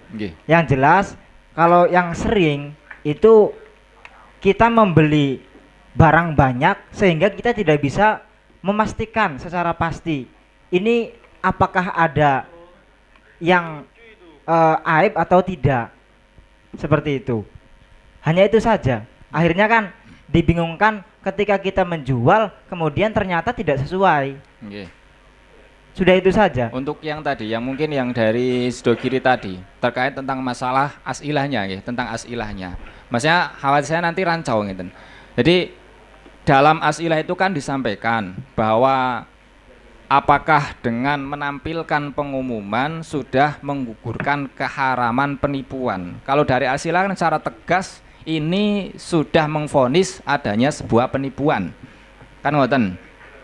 Yang dari segi mananya? Dari asilahnya loh. Asilahnya kan mengatakan penampilan pengumuman sudah menggugurkan keharaman penipuan. Lah iya, secara konsep fikih kan jual beli yang ada unsur penipuannya itu kan dikatakan tidak berarti boleh kan seperti itu. Ya, berarti kan dari sampan yang tadi saya cuma menegaskan mawon menegaskan mawon bahwa ketika baik atau mustari ini membeli dan ternyata tidak sesuai dengan spesifikasi, ini penjualnya sudah dianggap sebagai orang penipu berarti kalau seperti itu. Lah makanya itu, ini yang jadi dilemanya itu di situ. Gitu loh. Seperti itu. Bukan ada tujuan dia menipu, bukan, kalau itu wajar. Oke, berarti kan kalau seperti itu pertanyaan tidak mengvonis langsung penipuan, kan ngoten harusnya. Ya iya seperti itu kan. Oke, berarti ngeten mawon. Praktek ini apakah bisa dikatakan penipuan sehingga akhirnya mengharapkan. Kalau seperti saya cocok kan iya, pertanyaannya memang wajar seperti itu. Makanya kan berarti pertanyaannya ngeten nggih, pertanyaannya ngeten. Dari Sailnya, apakah dengan praktek sebagaimana dalam deskripsi ini sudah dianggap sebagai penipuan? Lah kalau seperti ini maka musawin koyo cocok sedanten ngoten. Enggak, gini. Pripun? Silakan terakhir. Gini loh. Bismillahirrahmanirrahim. Ini kok bulat ya? Dari mana ini? Ini kan begini maksudnya. Kalau di sana dikatakan tadi apakah pihak toko tahu atau tidak? Ternyata dijawab tidak tahu. Loh, kok ada menjual barang komoditi barang yang tidak tahu? Ini loh, ini kan begini nanti. Sehingga kan begini nanti, ini akan berkonsekuensi bahwasanya dari pihak toko ini kan mestinya akan menjelaskan. Saya tanya sampean. Ketika sampean nggak ngerti bahwa aqua ini sesuai nggak dengan komposisinya, setelah sampean jual ternyata tidak sesuai, sampean bisa nggak dianggap sampean menipu? Bin, mau bantu Minan? Tidak. Sulaiman. Nah, makanya itu yang menjadi Ya enggak kan problem begini kita. maksudnya, ini loh. Pengumuman ini Moderator. sebagaimana di dalam sub A, item A dikatakan bentuk penipuan atau bentuk penipuan dari pihak toko menampilkan ini bagaimana korelasinya itu loh. Sehingga Ya, kan saya tadi jelaskan kan pimpinan. tadi Pimpinan Sulaiman dulu. dikatakan bahwasanya Pimpinan Sulaiman. Pimpinan, kenapa? Mau bantu Sail? Bantu Sail. Komposisi Dari komposisi dari Alfala Pasuruan, dari Alfala kan begini, saya bacakan dulu ya. Ini loh, Alfala Pasuruan, monggo. kami tidak menjamin kebenaran kualitas barang yang lain dia mawon. Yang lain saya coba minta ketegasan mawon saking Lerboyo. Nggih, Saya nggih, saya apa HMC tadi ya. Langsung HMC mawon, Lerboyo tadi. Penipuan HMC itu Lerboyo kan di mana-mana juga nggak boleh. ini kan sudah. Yang Nggih, lain diam nggih. dulu, yang lain diam, Lah, yang kulo lain diam. Sail. Oh nggih. Langsung Lirboyo Mas mawon. sampean kan ngeten, supaya sampean kerucutkan mawon dari sail dari asilahnya mawon biar tidak atau terjadi begini lagi. saja Tor. Intinya Usulan begini, ya. atau begini Sailnya saja. yang lebih ahli. Coba Kita sudah Saya maklum sampean sekali. itu bukan penjual. Ini loh. Sailnya lebih ahli. Sampean Coba diam ini dulu. dispesifikkan dulu komoditi barangnya itu Tor. apakah Yes. tertuju kepada Sebentar, ini yang kan lain diam dulu, yang lain diam. Yang lain diam. Ini ada yang ingin menjelaskan mungkin. Saking Begini. Bapak Perumus, monggo. Sudah maklum sekali bagi yang lain kita diam. bahwa Yang lain diam. di mana-mana penipuan itu tidak Sebentar, Bapak Perumus. Ini tidak atas nama Prumus, nggih. Karena dari panitia pusat saya disuruh sebagai pengawal. Pengawal dari asilah-asilah yang mambu-mambu Lirboyo. HMC Lirboyo ini Barokah. dan juga Lirboyo juga. Nggih. Saya kira sudah cukup. Langsung dibahas saja. Intinya dari asilah itu apakah dengan cara mengumumkan pengumuman ya seperti itu, terus ada yang dirugikan dari pihak pembelinya itu merasa dirugikan, apakah nanti akhirnya penjualnya itu sudah lepas tanggung jawab, gitu loh maksudnya gitu, paham? Nggak, begini Pak maksudnya Gini, Pak. berarti bukan penipuan. Ini loh Pak. Ini sebentar. Sulaiman mau bantu sebentar dari Sail. Gini, ntar dulu. Sebentar. Kalau gitu ya mantu. Sulaiman. Yang lain diam Gini dulu. loh pimpinan. Yang lain diam dulu biar Iya. Sailnya dulu biar saya yang menjelaskan mohon Rian. Yang mengawal Wes, gitu, saya biar mau bantu Sail. Wes Sama. niki yang Nggak apa-apa lebih ya. hak. Gini aja, wes. Gini. Saya uji sampean wes, saya uji. Sama kok semangat menanyakan pertanyaan daripada menjawab pertanyaan. Gitu loh. Dari tadi berkutat-kutat mempertanyakan pertanyaan saja. Coba sekarang wis sing paling ngoyo njajal dirungokno jawabane koyo apa njajal. Kalau Anda mampu dengan jitu menjawab ini dan sesuai dengan kehendak Sail, saya acungi jempol sampean. Oke? Gitu saja wis, gak usah nganu-nganu, gentle. Wong kendel kok nang takok tok jawabe ra nganu. Ya apa ora? Wis langsung saja kita tutup ini, kita langsung tarung gitu aja loh. Ya. Ya wis kita tutup aja ini. Langsung jawaban. Belum jelas toh. Yang tanya-tanya yang berkutat-kutat tadi coba itu jawabannya bagaimana? Nggak mungkin gini aja. Bantu Wis, juga ngono ae, nggih, wis. napa yang dipun kawal oleh Gus Arif tadi. Jadi memang kenyataan tenggene penjual nggih. Ini seperti Pak Gus Yuri ini mencontohkan penjual genset. Tertulis 2000 watt nggih. Mungkin dari si penjual itu juga pernah mencoba atau memang memakai dari apa yang dia beli atau yang dia dagangkan. Lah akhirnya niku nembe 1000 watt niku ora kuat. Lah ngoten lho. Akhirnya si penjual ini wong iku napa menika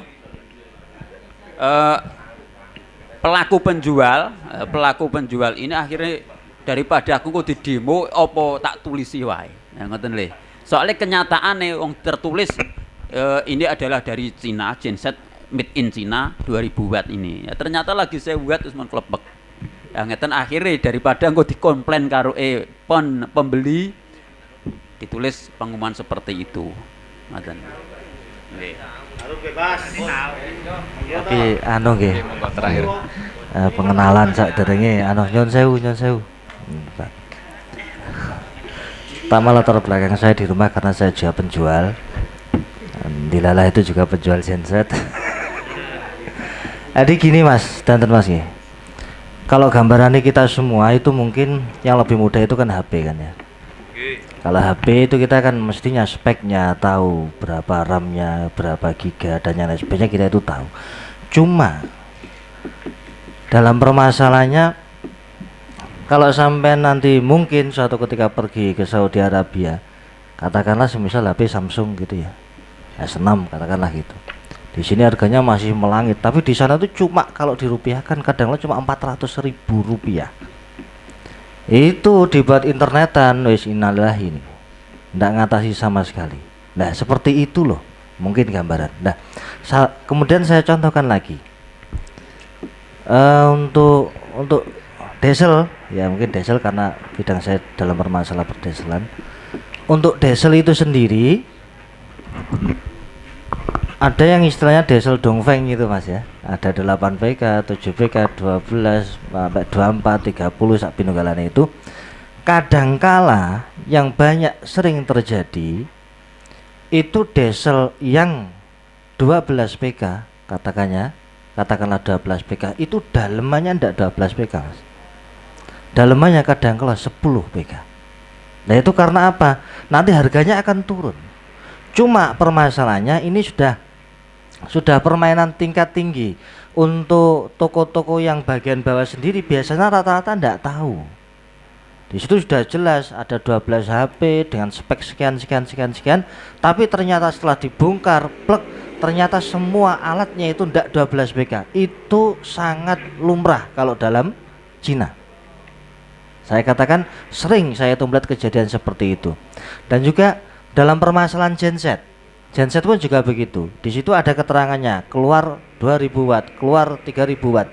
Bisa hampir dipastikan kalau nanti gensetnya itu merek-merek Cina, di situ ada keterangan 2000 watt.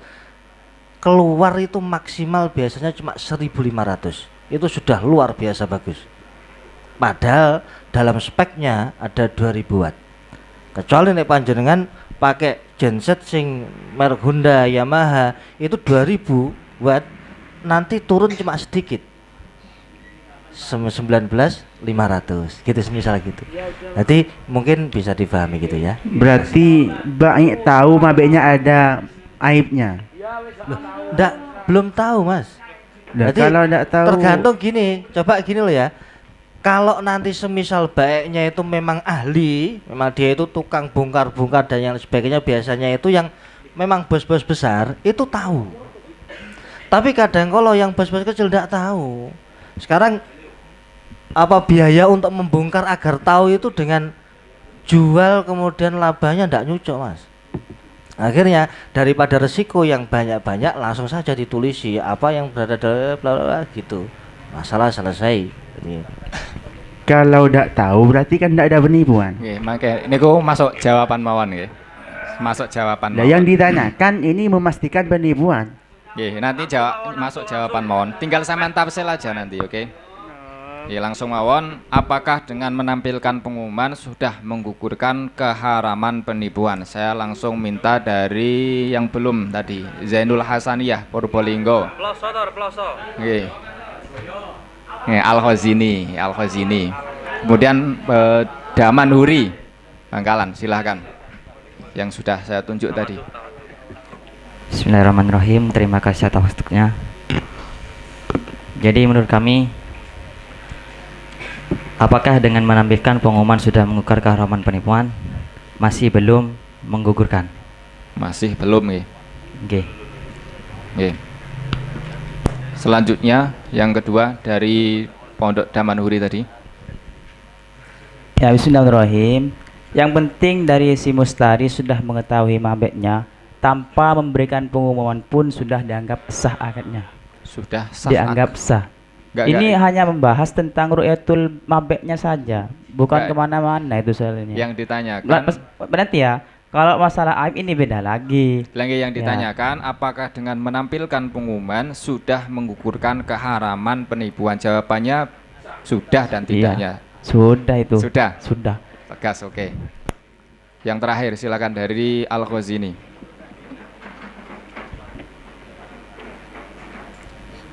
Menggugurkan keharaman penipuan ya. Silakan dari yang pertama tadi. Dari mana tadi? Lupa. Untuk membacakan ibarat serta penjelasannya. Bismillahirrahmanirrahim. Kenapa kok kami mengatakan masih belum menggugurkan? Karena akadnya ini masih belum sah. Ya. Dengan landasan di kitab Majmu'. Bismillahirrahmanirrahim. Qala al-Qadir Husain yabtilu al-ba'yun qawlan wahidan wa tabahu an mutawali faqala idza syaratu alla yurudda alaihi idza wajada bi aiban fal aqduh batilun. Sartul Baro'ah ya. Yang sampean bawa Sartul Baro'ah atau bagaimana? Iki. Law syaratu alla yurudda al-mabi. Oh nggih, Sartul Baro'ah berarti.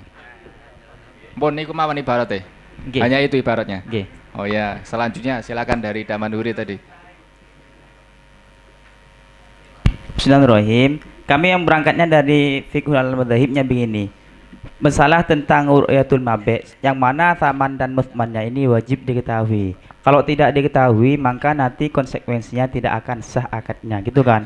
Mabahtha khiyarur ru'ya wa bai'ul ghaib qad alim tamimma taqaddama annahu yustaratu li sihhatil bai' ayyakunal mabe' wa saman maklumainil bai' wal mushtari falaisihhu bai'ul majhul, gitu aja, Pak. Tadi Ya. yang ditanya. Kalau masalah nanti ada aibnya beda, Pak.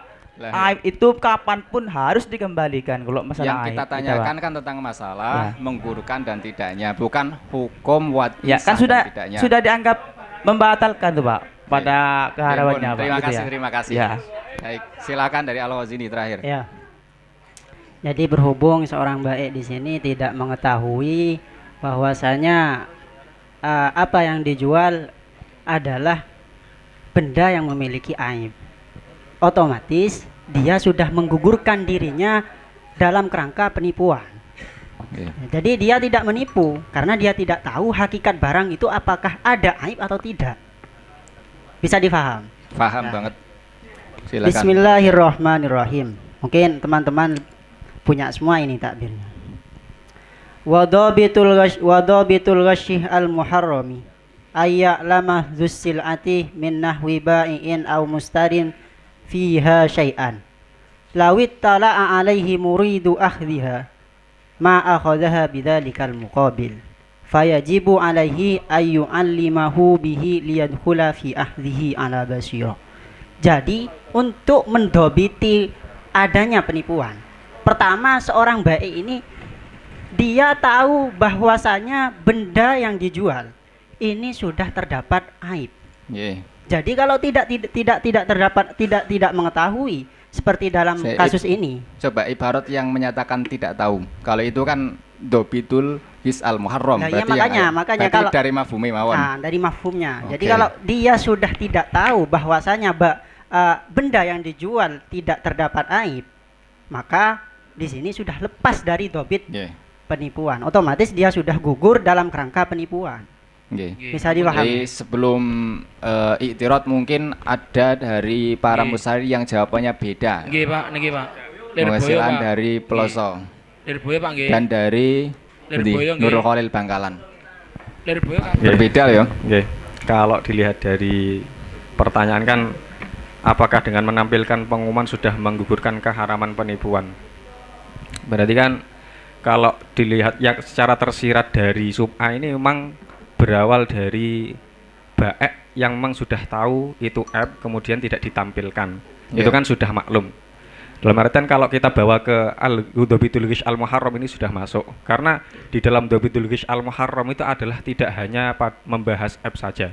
Yang terpenting suatu perkara yang ketika nanti tidak ditampilkan atau ketika nanti ditampilkan mustari ini tidak akan membeli, maka ketika dikitman itu nanti kan tetap haram.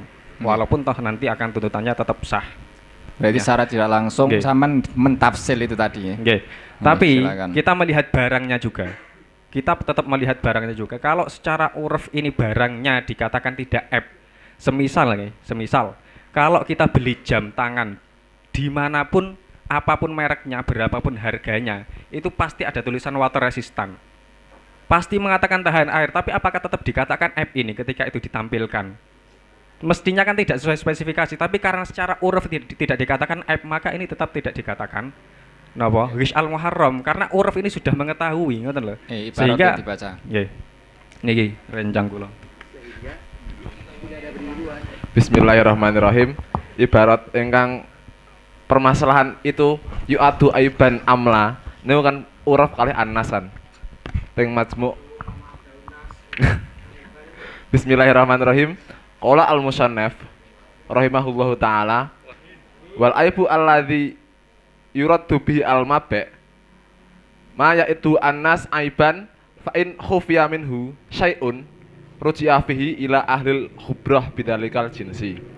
Terus walama karat al-amsilatu latan khasiru qudima 'alaiha ad-dhabit fiha wa ma dzakarahu min ad-dhabit sadidun fa innal mudrik fi dzalikal urfu walaula dzalika faqtadha al urfu salamatal mabe hatta ju'ila dzalika kal masrut lamma sabata ar-radu falidzalika ju'ila dhabituhu raji'an ilal urfi fama addahu annasu wa ahlul urfi aiban kana aiban wa ma'la fala. Jadi memang diitibar juga napa niku jam 30.000 kok tulisannya tahan air tapi kok ternyata tidak tahan air, nggih.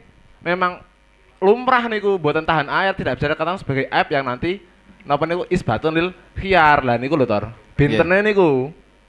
Nggih, nggih, mudeng. Pun yang selanjutnya dari Nurul Halil, monggo.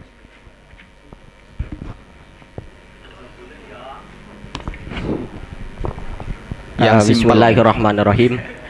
Berangkat dari tasawur yang berbeda-beda yang ditampilkan oleh Dewan Perumus, maka alangkah lebih selamatnya kami memilih jalan tafsil. Silakan. Jadi begini tafsilnya, jika memang dari pihak toko murni tidak tahu akan spesifikasi barang dan juga tidak meyakini akan kebenarannya hal itu, murni dia menampilkan pengumuman itu memang karena adanya barang ala kadarnya seperti itu, maka dalam hal ini meskipun nantinya kok ternyata tidak sesuai yang diterima oleh pihak mustari, maka dalam hal ini dapat menggugurkan, dalam artian tidak ada khiyar di sana. Meskipun aib tidak usah dikembalikan karena di sana ada unsur taksir dari pihak mustari. Satu. Yang kedua, jika memang ternyata di sini dari pihak baik kok ternyata ada yang diumpet-umpet atau ada bahasanya yang tidak disampaikan, informasi yang sebenarnya tahu tapi tidak disampaikan, maka dalam hal ini tidak dapat menggugurkan atau termasuk ghasun seperti itu.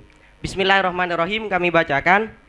Asani ayyadhara jami'a uyubil mabi'i khafiha wa jaliha. Ayyudhira jami'a uyubil mabi'i khafiha wa jaliha. Wala yaktuma minha syai'an. Fadzalika wajibun. Fa in akhfahu kana zaliman ghasyan wal ghasyu haramun. Wa kana tarikan linnushi fil muamalati wan nasu wajibun. Itu kalau untuk tafsir yang pertama. Untuk tadi masalah taksir yang ternyata ada dari pihak mustari ini. Bismillahirrahmanirrahim. Wa habsu ma'il qanati wa ma'ur rahyi al mursal kullun minhuma indal bai'i awil ijarati hatta yatawahhamu al mushtari awil mustajir ila anqal bal qadiyatu hadha annahu la yushtaratu fihi dzalika az-zuhur wa hadha bin nisbati lil khiyari ammal ismu fasayati fil asahi it laisa fihi kabirun ghararun li taksiril mushtari bi adamim tihanihi wal bahsi anhu. Itu masalah baroahnya ya. Artinya ada hiyar dan tidak hiyar. Kalau masalah dosanya itu ada terjadi ada khilaf. Versi Al-Mawardi ini mengatakan tidak. Ketika sudah ada ketika masnu'un li ghalibin nas sudah terbiasa kalau genset 10.000 biasanya 5.000 kekuatannya. Tetapi menurut Syekh Izzuddin Abdul Salam itu tidak.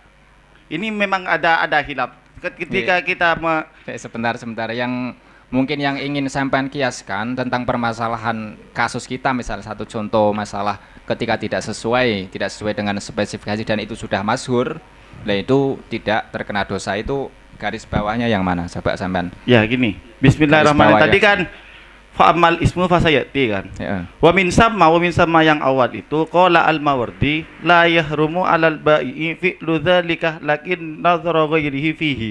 Wan nadharu wadihun fayahrumu kullu fi'lin bil mabi'i awis samani aqaba nadman li akhirihi wala athara li mujarradi tawahhumi kama law ishtara zujajan yadhunnuha jawharatan bisa manil jauhar li annahu muqassirun. Tapi ini wa in istaskala Ibnu Abdissalam li anna haqiqatur ridho al masyrutati li sihhatil bai'i la yutabaru ma'at taksir. Ini cuman ada perkhilafan. Kalau masalah haram dan tidaknya ada perkhilafan. Jadi dapat saya simpulkan terlebih dahulu. Ini dari beberapa jawaban, ini ada 3 hal, ada 3 poin yang mungkin saya bisa tangkap. Yang pertama membahas tentang masalah syartul baro'ah dan tidaknya. Tadi ada yang menyampaikan kalau dalam masalah syartul baro'ah itu dia tetap tidak bisa menggugurkan baro'ahnya. Artinya ketika terjadi tidak sesuai dengan spesifikasi, ini pihak mustari tetap bisa untuk merujuk kembali, mengembalikan barang tersebut. Itu kalau memang dari masalah baro'ah dipandang dari masalah pengembalian barang tadi. Kemudian juga tadi ada yang menyampaikan tentang masalah sah dan tidaknya tadi, tentang masalah bai'ul majhul.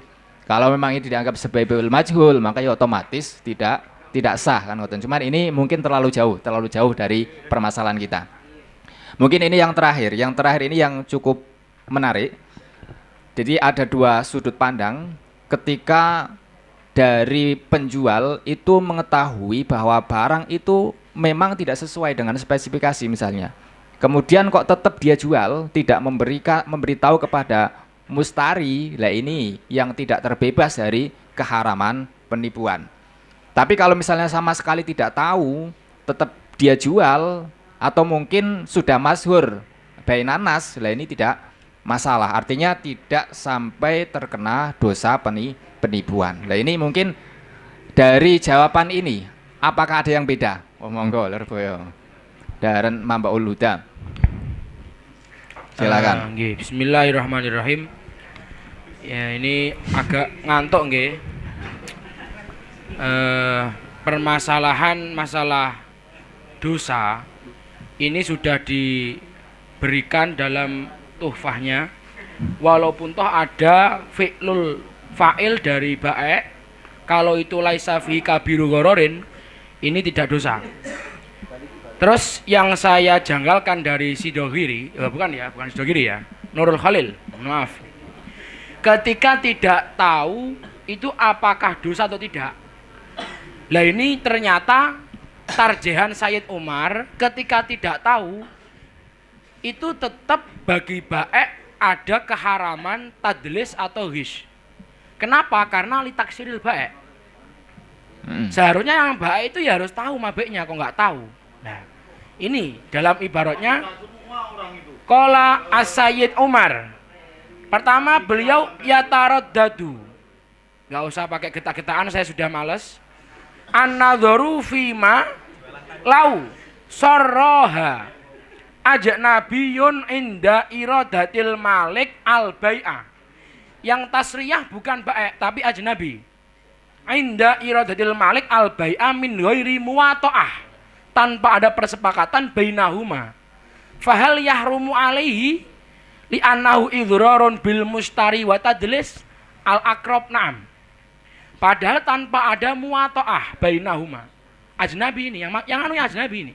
Berarti karena taksiril ba' tidak melihat mabeknya, makanya al-aqrab na'am. Itu satu. Terus yang kedua, dari Nurul Khalil itu tolong agak cerdas sedikit. Dalam permasalahan zujajah yadhunuha jauharoh dengan permasalahan ini.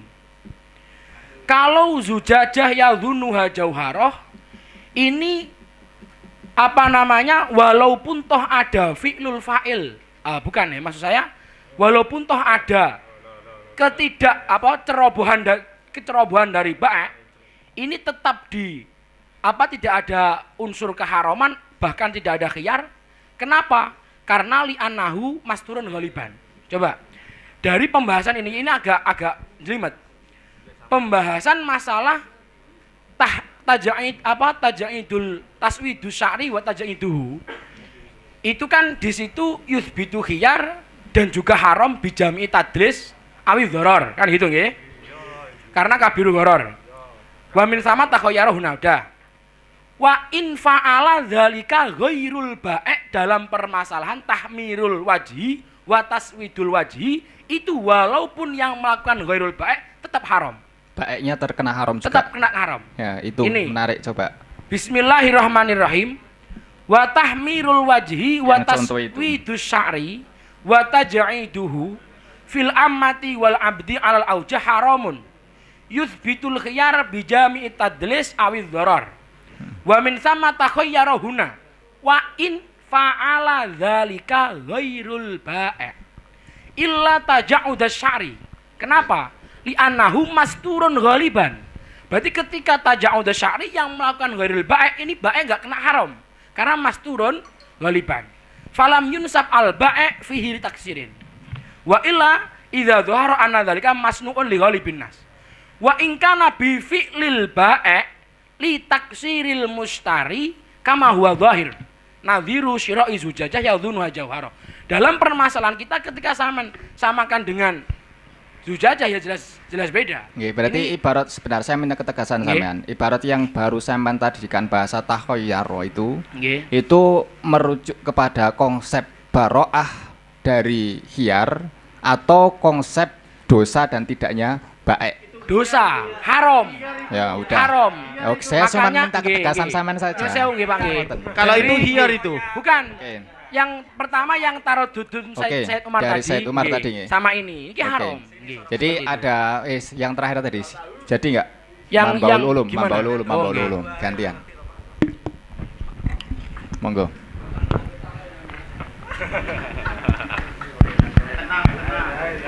Oke, terima kasih atas waktunya. Asail tadi kan menggambarkan contohnya seperti aqua itu. Makanya teman-teman menurut saya jangan terlalu jauh kita fokuskan pada permintaan sail gitu yang mencontohkan seperti itu. Makanya untuk ini saya akan menggugurkan waror. Artinya tidak termasuk waror. Lah kita kiaskan pada aqua yang sudah sesuai dengan permintaan sail gitu. Andaikan aqua itu harus dibuka oleh penjual, diperbaiki lagi baru dijual, itu kan repot, Or. Mungkin yang ada di forum ini tidak akan menjadi pedagang gitu, karena sulitnya jadi pedagang. Misalkan ini dijawab tidak boleh atau termasuk waror gitu. Ibaratnya saya ambil dari kitab Asnal Matolib. Bismillahirrahmanirrahim. Wa fil kutubih kal mushafih tushtaratu ru'yatu jami'i awraqil maktubi wal bayadi. Ibaratul aslih jami'ul awraqi. Thumma qala wa fil waraqil bayadi tushtaratu ru'yatu jami'it taqati. Qala Zarkashi taba'an lil adra'i. Kadza dzakarahul qadi fataba'uhu wal ijtima'ul fi'li ala khilafihi fi bai'il kutubi wal waraqi. Nah, sekarang ini titik tekannya.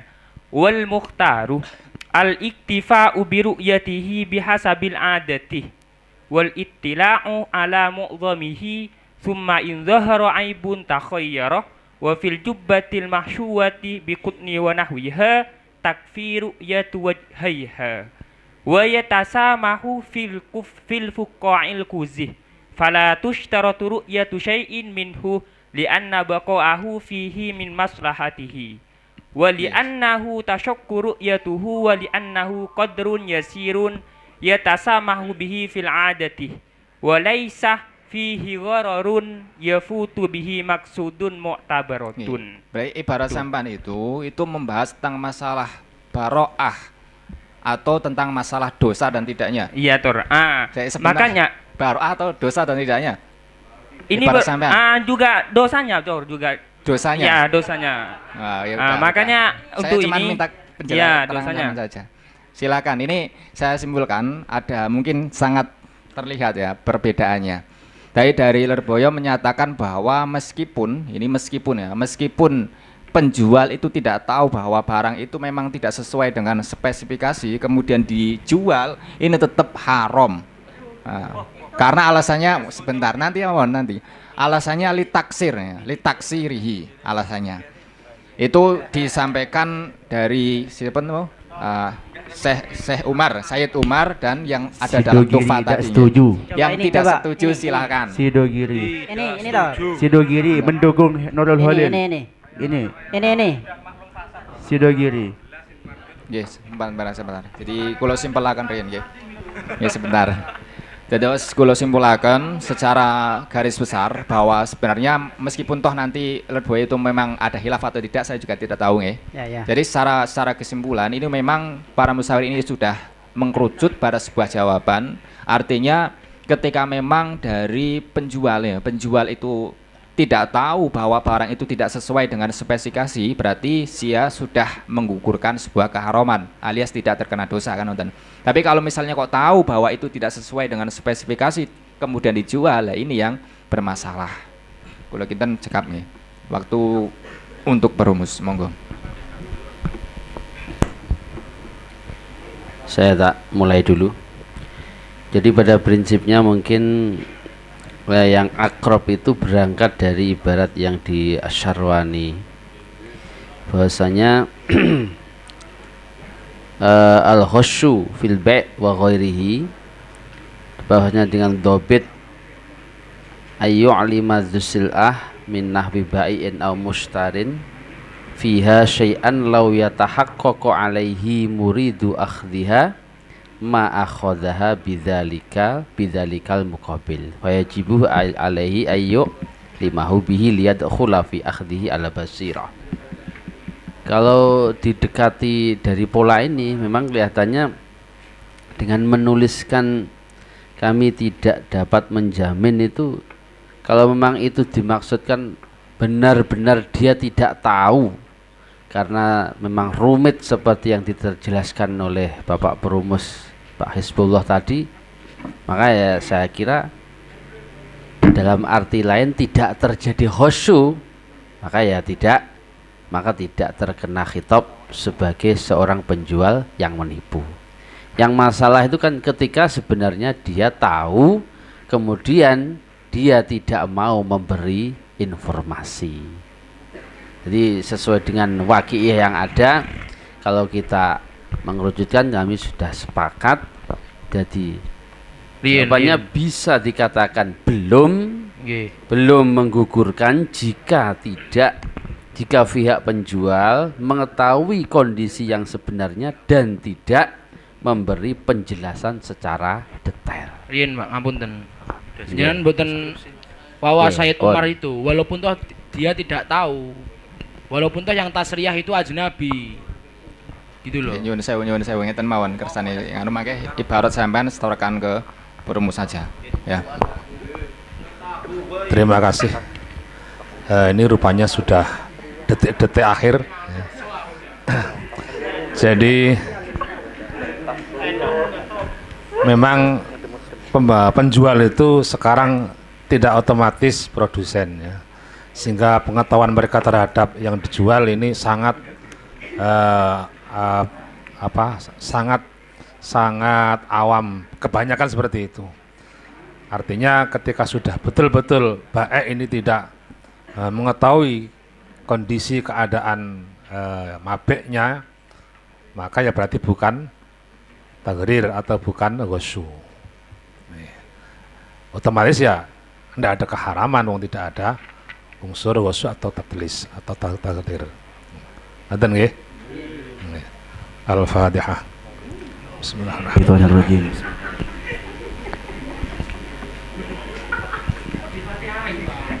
Alhamdulillah untuk jasa salis cukup sekian. Mungkin dari kami, bila ada kesalahan, mohon maaf yang sebanyak-banyaknya. Assalamualaikum warahmatullahi wabarakatuh.